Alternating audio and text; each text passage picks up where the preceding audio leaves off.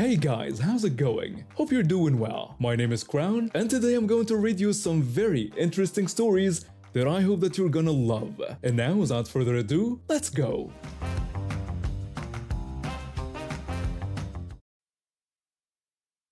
I've been working in this corporate office for about 3 years now. Fresh out of college with my accounting degree, I was thrilled to land this position at one of the top firms in our city. The pay is good, my co-workers are generally pleasant, and the work environment is comfortable. Well, except for one issue that's been driving everyone up the wall. There's this older colleague, probably in his 60s, who seems to have appointed himself as the unofficial office watchdog. He's been with the company for over 2 decades, and somehow that makes him think he has the authority to monitor everyone's activities. I'm not talking about casual observation. This man takes keeping an eye on things to a whole new level. He sits about 3 seats away from me in the same row, which gives him a perfect vantage point to spy on several of us. At first I thought I was just being paranoid, but then other co-workers started noticing it too. He has this unsettling habit of standing behind people while they work, breathing down their necks as he scrutinizes their computer screens. He reports everything, and I mean everything, to our boss. One day during lunch, I brought up how uncomfortable I felt about him watching me eat. One of my co-workers immediately chimed in, saying she had noticed him taking notes on his phone and joked that he was probably counting how many bites I took. Another co-worker shared that just last week, when she was 5 minutes late, he immediately sent an email to report her to the boss. The situation gets even worse whenever our boss takes personal time off. It's like he transforms into this powered drunk hall monitor. Last month, he reported my co-worker for excessive bathroom breaks. She was pregnant and dealing with morning sickness.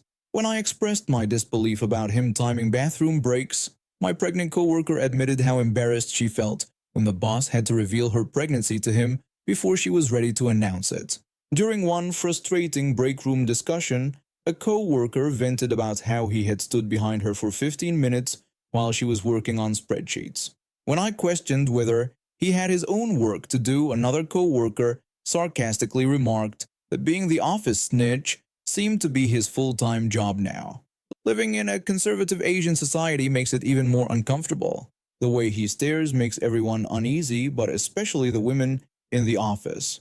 We've tried complaining to human resources, but since he is technically not breaking any rules and is a valuable senior employee, they just advise us to maintain professional communication. Then one day I noticed something interesting.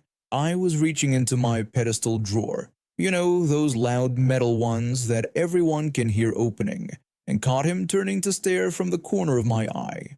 That's when I remembered something about our culture. Men consider anything related to women's menstrual cycles extremely unlucky. Even the sight of unused sanitary products. A plan formed in my mind.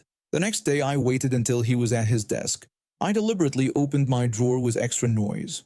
As expected, his head turned like a meerkat on alert. With deliberate slowness, I pulled out the largest overnight sanitary panty I had, the kind that makes a distinct rustling sound when you handle the package, and made a show of putting it in my pocket.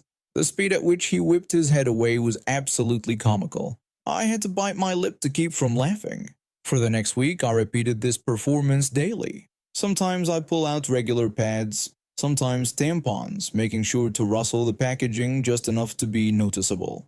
Each time his reaction got more dramatic. He'd practically break his neck trying to look away. Later, when a co-worker noticed his changed behavior and asked what I had done to make him stop looking in my direction for days, I mysteriously replied that I had found his kryptonite. It's been 3 months since I started my little psychological warfare campaign. Not only does he avoid looking at me when I open my drawer, but he's also stopped monitoring my computer screen entirely. I've noticed he's even keeping his distance from the other women in the office who have caught on and started storing their sanitary products in their desk drawers too. He can't report this to our boss or human resources. What's he going to say? The women are traumatizing me by keeping personal hygiene products in their drawers? These days, when he starts creeping up on someone, all we have to do is rustle a pad wrapper, and he scurries back to his desk like a scared mouse. I've been blind since I was 19 due to a car accident. It was tough at first, but after 15 years, I've learned to navigate life pretty well with my trusty cane and occasional help from my amazing wife. She's been my rock through everything, from teaching me how to cook again to helping me start my own podcast about disability awareness. That day, we were at the supermarket getting stuff for our wedding anniversary dinner. My wife usually does the shopping alone, but since it was our special day, I wanted to help pick out ingredients. She knows I love cooking Italian food, and even though I can't see, I can still choose the best pasta by touch and smell the freshest herbs. We were almost done, just waiting in the checkout line. I was standing slightly behind my wife while she loaded items onto the conveyor belt. I had my cane out, doing what I always do, gently tapping around to make sure I knew where everything was. Suddenly, a woman started yelling at me to watch where I was putting my stick. I apologized and explained that I was blind and it was my cane. She rudely responded that she didn't care if I was blind or deaf and told me to keep my stuff to myself. My wife tried to intervene, asking the woman to be understanding and explaining that I was just trying to navigate.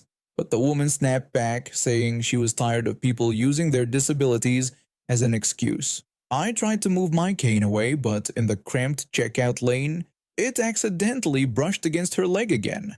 What happened next was something I definitely wasn't expecting. I heard a whoosh of movement and suddenly a fist connected with my face.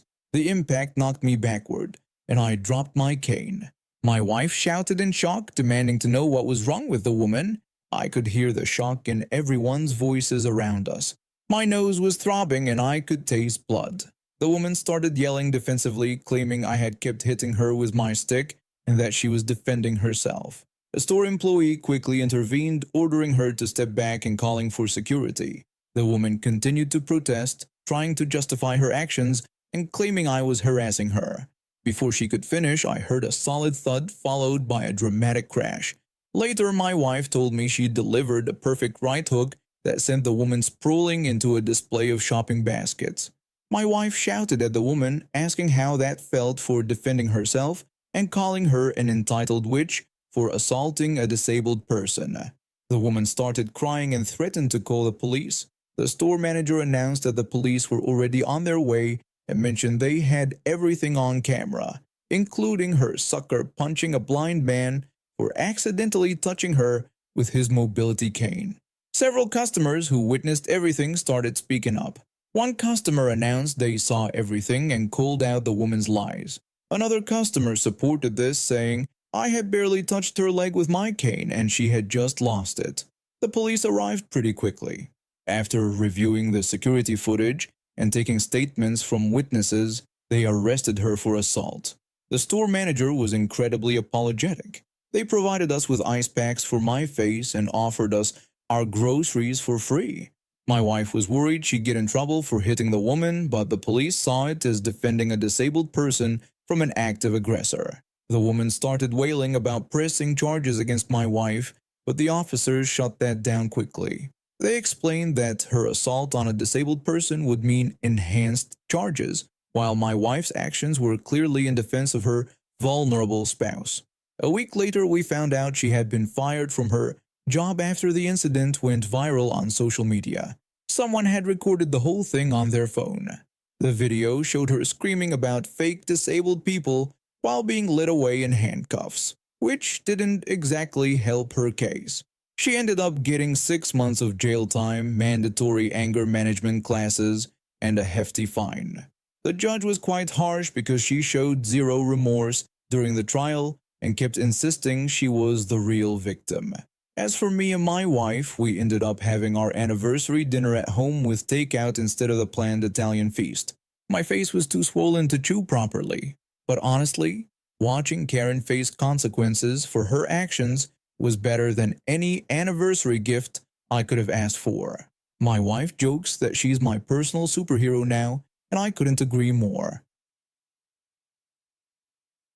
I've been working at this hotel for about 3 years now, and I honestly love my job most days. Started right after getting my degree in hospitality management, and the owner took a chance on me despite my lack of experience.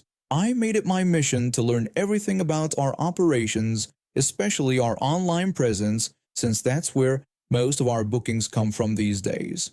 I've memorized every policy, every fee, and every detail listed on our website and all the travel booking sites we work with. Some might call it overkill, but situations like what happened last night prove exactly why it's necessary. It was around 9 p.m. and I was halfway through my night shift when she walked in. The lobby was quiet, just the soft hum of the air conditioning and the clicking of her heels against the marble floor. A small Pomeranian trotted beside her, and I immediately knew this wasn't going to be a smooth check-in.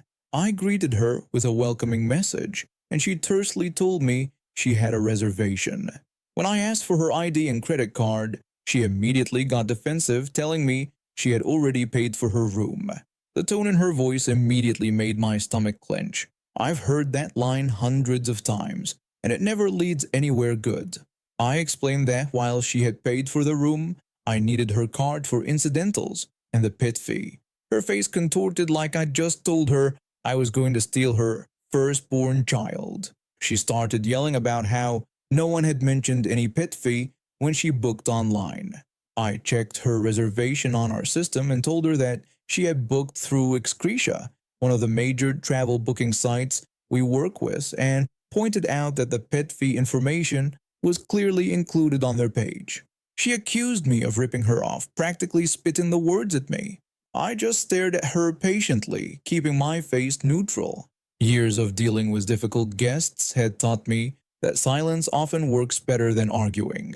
Eventually, she asked about the fee amount. When I told her it was $26.50 with tax, she exploded, calling it ridiculous and highway robbery. I calmly explained that she could either pay the fee or stay somewhere else. She desperately asked if other hotels in the area accepted pets, and when I told her no, her face reddened, as she realized she was running out of options. She demanded a refund, but I had to explain that since she booked through Excretia and chose a non-refundable reservation, we couldn't process a refund. She let out a dramatic huff that made her Pomeranian look up at her with concern. Finally, she reached for her purse and pulled out her credit card. I processed the transaction and waited for her to insert her card into the machine. That's when she complained about not seeing the price on the screen. I explained that the system doesn't display prices for bookings made through travel sites, but assured her she'd receive a receipt in the morning. That's when things got weird. She grabbed her credit card and started slamming it against our card reader, screaming about the missing price on the screen with each slam.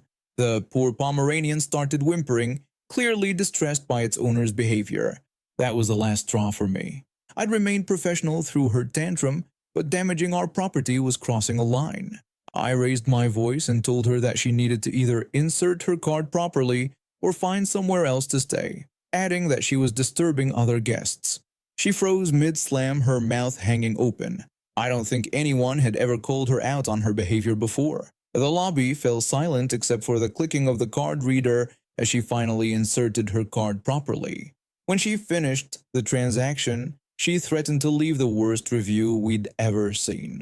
I coolly reminded her that charging a clearly stated pet fee was our right, gave her the room number and directions to the elevator, and wished her a good night. She stormed off toward the elevators, her little Pomeranian trotting behind her looking embarrassed for its owner. I never saw her again during her stay, though I did notice she checked out early the next morning according to the system. She never did leave that scathing review she threatened us with. I guess even she realized how ridiculous she'd look complaining about a $26.50 pet fee that was clearly stated on the booking site. I've been living in this apartment complex for about 2 years now, working from home. It's generally a quiet place, and I rarely have issues with neighbors. Until last week, that is. I order a lot of stuff online since I'm usually busy with client projects, and I've never had problems with deliveries before. So there I was, working on a deadline for a client's logo design, when I heard the familiar sound of the Amazon delivery notification.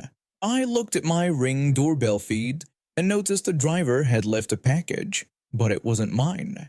It was clearly labeled for my next-door neighbor. I grabbed the package and saw them walking down the hallway just a few seconds later. Perfect timing, I thought. I called out to them, letting them know that the delivery driver had left their package at my door by mistake. My neighbor just nodded, took the package, and disappeared into their apartment without saying a word. I didn't think much of it at the time. Some people are just antisocial, right? A few hours later, while taking a break from work, I checked the status of my own package that was supposed to arrive that day. That's when I noticed something odd. The delivery photo showed my neighbor's door, not mine. I quickly checked my Ring doorbell footage, and there it was. Clear video of the driver leaving my package at their door and them picking it up along with their own package that I had just handed over. I decided to be neighborly about it and went to knock on their door. I could hear movement inside, but no one answered. Weird, but maybe they were busy. I tried again the next day. Same result. The third time I tried, I could literally hear them talking inside before going quiet when I knocked.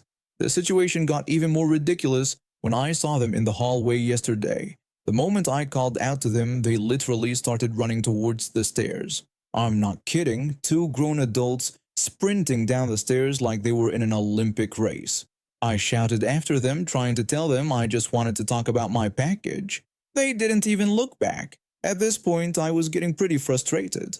I had video evidence of them taking my package, delivery confirmation photos, everything. I decided to take it up with apartment management. I sent an email to the property manager with all the evidence attached. Within an hour, I got a response. The property manager wrote back saying they found the behavior concerning and would address it immediately as it violated community guidelines. About 2 hours later, I got a call from the front desk. The person at the desk told me that my package had just been dropped off by my neighbor's girlfriend and suggested I might want to come check it.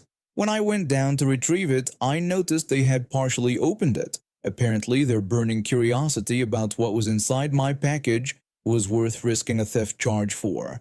Turns out it was just some new drawing tablets and styluses for my work. All that drama for nothing. The next day, I ran into the property manager in the lobby. They told me that they had issued my neighbors a formal warning. The manager explained that while the neighbors claimed it was an honest mistake, the video evidence and their behavior afterward had been documented. They told me that one more violation of any kind would result in lease termination. I thanked them for handling the situation so quickly. The manager assured me that the neighbors had been told that any further package-related incidents would result in an immediate police report being filed.